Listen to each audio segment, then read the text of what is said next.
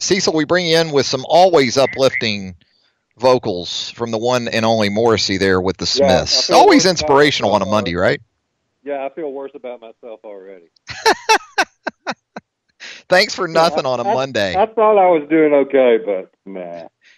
Now, are you more of No, a Johnny Marr guy or a Mar- Morrissey guy? I don't know if we've had this Johnny discussion or not. Johnny Marr is a giant. I mean, I appreciate Morrissey's talent. I don't always appreciate Morrissey's attitude or his antics. Perspective? Yeah, Johnny Marr is a giant. Now Yeah. he's a Yeah, the guitarist, no doubt about it.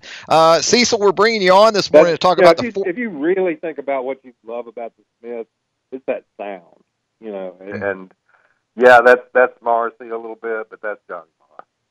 Yeah, I tried to sort of, I guess, replicate it when he went solo, but yeah, good luck with that. There's one and Yeah, only. it's There's hard. only one Johnny Marr, no doubt about it. There's only one quarterback scenario in college football that seems to be getting most of the talk, and that won't change after Saturday. I thought we might just have you on, Cecil, to talk about the battle for the third team left guard position at UA, but that kind of changed after Saturday. Just your initial. I like Richie Pettibone in that. Yeah, I think Richie's going to be good there too, perhaps, and he can play some center too, Cecil. So you got to consider that as well.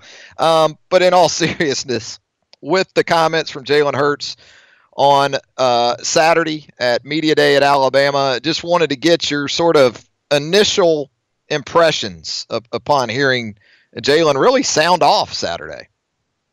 Well, my initial impressions were that Jalen, and I think that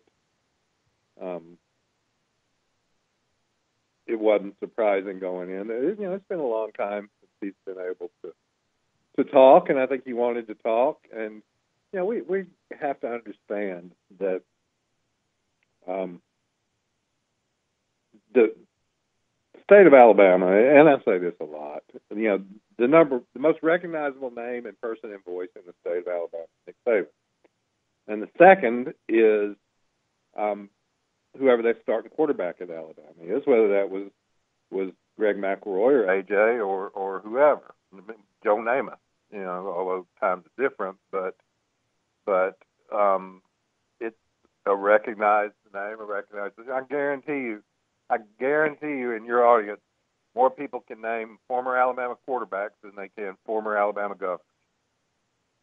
So he gets talked about a lot, exponentially more than I think most people realize. And so sometimes it depends on how mature you are, how you handle things. There are things out there that are hard to filter out, and you want to respond to them. So I don't have a problem with Jalen responding. Now, is that always the best thing for the team or for his position with the team? Maybe, maybe not. You actions have consequences. One of Nick Saban's favorite sayings, and so do comments. So we'll see how that works out. But as far as did I have a problem with Jalen? No. Do I understand why fans have a problem thinking, oh, well, this is going to stir things up? I do understand that. So that's a long answer to a short question. We won't hear from Nick Saban, I guess, until Wednesday. What do you kind of expect his response to be to all this? Business as usual. Yeah. Two things. I think one thing that's overblown. I think one image that the fans love, and this goes back to when you're a little kid and you're reading the comic book. Are you reading it for the subtle dialectic politics that go on between one character or another, or do you just want to see the Hulk smash the heck out of everything? People like the Hulk. People like to have that image of Nick Saban as blowing up and getting mad and yelling at everybody and tossing people off the team. And that's not the reality of how he's going to handle things. That's the most played scenario. Does he have a temper on some things? Does he even in the press conference, even in those famous sound bites? And you know this is the truth, Travis. 90% of that is controlled, and he knows when it's coming and when it's not. So he's not going to come in there and rant and rave unless he wants to rant and rave at the media, I suppose. You just handle it. He's been a head coach for 3 decades now. He knows, he's been through every scenario. He knows how to handle them, and the way to handle them is business as usual. You've got a quarterback competition. Everything goes into it. What happens on the field, what happens off the field, and that doesn't change. You don't just get mad at somebody or get angry over what happens in one day. You take it all in and you make decisions, and you are the guy in charge. That's how you get to be the guy in charge. That's why he's so good at being the guy in charge. People ask all the time about what is, because I covered Coach Bryant. They say what's the difference in Coach Bryant and Coach Saban? What's the similarity? The similarity is they're large and in charge. They've been through it. They knew what they were doing, and this will be the same. So I don't think it'll be anything. I think people who come in expecting him to rant and rave about it will be disappointed. Now, somebody may ask him a question that he doesn't like, and then all bets are off, But within the team, within the framework of what he has to do, I think he's going to do it exactly the same way he was going to do it.